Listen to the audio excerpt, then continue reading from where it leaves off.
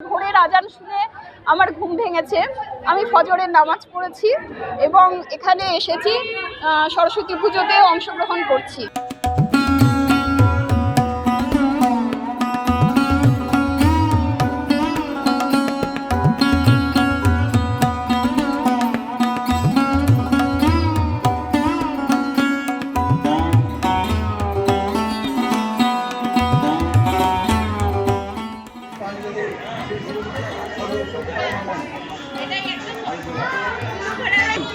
নম নিত্যং ভদ্র কাব্যই নম নম বেদ বেদাঙ্গ বেদান্ত।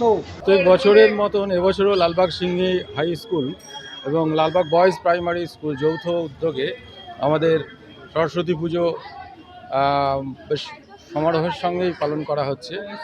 তো সরস্বতী পুজো শুধু সরস্বতী পুজোকে কেন্দ্র করেই যে বাচ্চাদের আনন্দ তাই নয়, সরস্বতী পুজোকে কেন্দ্র করে এখানে বাচ্চাদের মডেল এগুলো প্রদর্শনী, তারপরে হচ্ছে গিয়ে ওই দেওয়াল পত্রিকা উদ্বোধন, এই সমস্ত অনুষ্ঠানগুলো হয়ে থাকে। আমাদের স্কুলে বিভিন্ন কমিউনিটির ছেলেরা পড়ে, একটা সময়ে মেয়েরাও পড়তো। তো সকলের জাতি বর্ণ নির্বিশেষে সমস্ত ছাত্র এই পুজোর মধ্যে সামিল হয়। যেটা উল্লেখ না করে পারছি না, এই যে দেয়াল পত্রিকাটা উদ্বোধন হয়েছে এবং মন্দিরের এই ঠাকুরের যে সাজসজ্জা, যে অলঙ্করণ, সেই অলঙ্করণে মুখ্য ভূমিকা গ্রহণ করেছে মেরিনা পারভিন, যে আমাদের এই স্কুলের শিক্ষিকা। আর মেরিনা পারভিনের সঙ্গেও আমাদের অনেক মুসলিম ছাত্র তারাও সহযোগিতার হাত বাড়িয়ে দিয়েছে এবং খুব নিষ্ঠার সঙ্গে অধ্যবসায়ের সঙ্গে সে কাজগুলো করেছে। আরেকটি বিষয় আমি না উল্লেখ করে পারছি না, কালকে আমরা প্রতিমা আনতে গিয়েছিলাম জিয়াগঞ্জে এবং সেই প্রতিমা আনার সময় আমাদের সঙ্গে আমাদেরই ছাত্র নিয়াজ সে ছিল সঙ্গে। ও খুব আনন্দের সঙ্গে বললো চলুন আমিও যাবো আপনাদের সঙ্গে। এই রকমভাবে হিন্দু, মুসলিম এবং অন্যান্য কমিউনিটি যারা এখানে পড়ে তাদের প্রত্যেকেই আনন্দের সঙ্গে এই পুজোয় অংশগ্রহণ করে এবং সবাই আমরা এই পুজোর আনন্দ সবার সাথে ভাগ করে নিই। প্রতি বছরের না এই বছরও আমাদের সিং স্কুলে পালন হচ্ছে। আর এই যে সমস্ত স্কুলের সাজগুজ যেগুলো আমরা সব ছাত্ররা মিলে করেছি, আর আমাদের ম্যাম মেরিনা ম্যাম উনি আমাদের গাইড করেছেন, তার জন্য এতটা সম্ভব।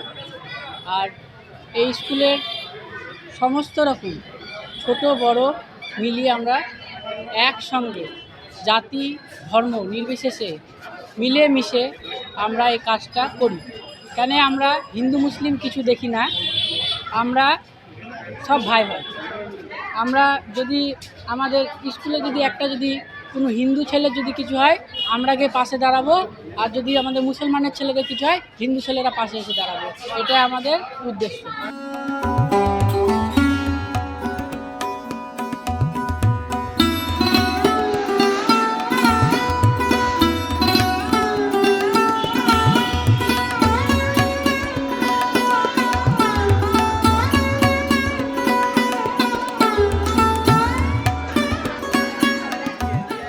আসলে কাজ শুরু হয়েছে জানুয়ারি মাসের প্রথম সপ্তাহ থেকে, যখন ছাত্র সপ্তাহ চলছিল।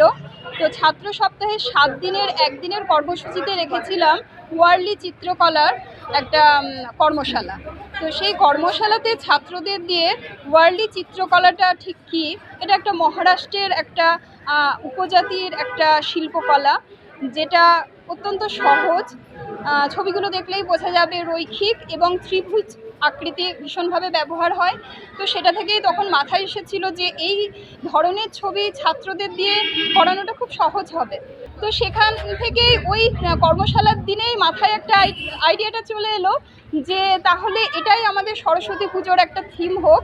তো হেড স্যার এবং আরও আমাদের সহকারী প্রধান শিক্ষক নন্দন মণ্ডল মহাশয়, প্রধান শিক্ষক সঞ্জীব কুমার স্যার, তো ওনাকেও বলি, তা স্যারকে জানাই যে তাহলে আমাদের এবার সরস্বতী পুজোর থিম হোক ওরা কাজ করে।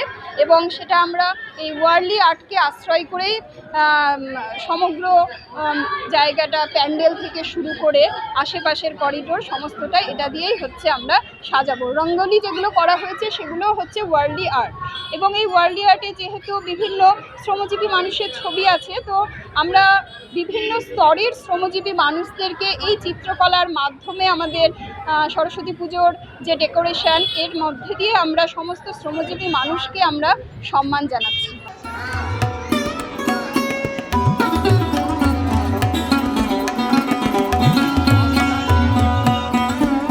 আমাদের সম্প্রদায়টা আলাদা হতে পারে, হয়তো বিভিন্ন সম্প্রদায়ের মানুষ আমরা বসবাস করি।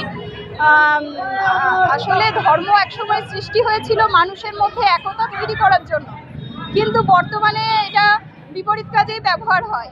তাই এক্ষেত্রে সব আগে আমাদের স্কুলকেই এগিয়ে আসতে হবে, যেহেতু আমাদের ছাত্ররা হচ্ছে আগামী দিনের, তারা হচ্ছে নাগরিক। তাই স্কুল থেকেই তাদেরকে এই পাঠটা দিতে হবে, আমরা সবাই মানুষ। এবং এই যে অনুষ্ঠানটা, আজকের সরস্বতী পুজোর অনুষ্ঠান, আমি বিগত 1 মাস ধরে ছাত্রদেরকে নিয়ে কাজ করে যাচ্ছি। অথচ আজকে সকালের কথাই বলি, আমার ভোরের আজান শুনে আমার ঘুম ভেঙেছে। আমি ফজরের নামাজ পড়েছি এবং এখানে এসেছি সরস্বতী পুজোতে অংশগ্রহণ করছি।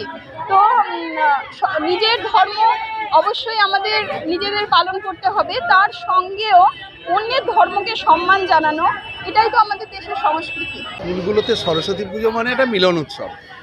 এখানে আমরা কোনো হিন্দু মুসলিম শিখ ইসাই করি না, সবাই আমাদের ছাত্র। এবং ছাত্রদের আপনারা যদি দেখেন তাদের উচ্ছ্বাস, সে মানে দারুণ ব্যাপার। এবং এরা শুধু একদিন ধরে নয়, অনেক দিন ধরে এরা হাতের কাজ করেছে, বিভিন্ন মঞ্চসজ্জার যে উপকরণগুলো তারা করেছে। আমরা এটাই বার্তা দিতে চাই যে আসুন, ধর্ম যার যার হোক, উৎসবটা সবার হোক। আমাদের স্কুলের বয়স 175 বছরেরও বেশি হয়ে গেছে, এবং সেই অর্থে একটা ঐতিহ্যপূর্ণ সাংস্কৃতিক যে পরিবেশ, সেটা আমরা ধরে রাখতে পেরেছি। একটা সৌহার্দ্যমূলক পরিবেশ আমরা ধরে রাখতে পেরেছি এবং একটা মিলন ক্ষেত্র। এবং বারবারই আমরা বলবো যে এই পুজোর যে মূল কারিগর, তিনি কিন্তু, যার নাম উঠে আসছে বারবার, তিনি মেরিনা পারভীন। তাকে ছাড়া এই পুজো কল্পনা করা যায় না। তা বাদ দিয়ে অমিতবাবু আছেন, অন্যান্য শিক্ষকরা আছেন, প্রধান শিক্ষক মাথায় আছেন, সহপ্রধান শিক্ষক আছেন, এবং সবাই মিলে তরুণ কর্মকার মশাই আছেন, এবং আরও অনেক শিক্ষক আছেন। তাদের কথা আলাদা করে আর বলছি না, সবাই মিলেই করা হয়েছে, সবাই সহযোগিতাতে। কিন্তু ছাত্রদের যে উৎসাহ, সহোৎসাহ এবং সবার মধ্যে যে একটা মেলবন্ধন এবং একটা উৎসবে পরিণত করা, এই যে একটা আমেজ, এই যে একটা আজকে এত সুন্দর একটা আমেজ দেখছেন গোটা চারিদিকে, ছেলেমেয়েরা মিলেমিশে এই যে পুজোকে উপভোগ করছে, এটা একটা প্রত্যেক বছরই আমাদের এইরকমই একটা সুন্দর হয়ে থাকে পরিবেশ। কিন্তু এবছর যেন আরও তুলনাহীনা হয়ে উঠেছে এই পুজো।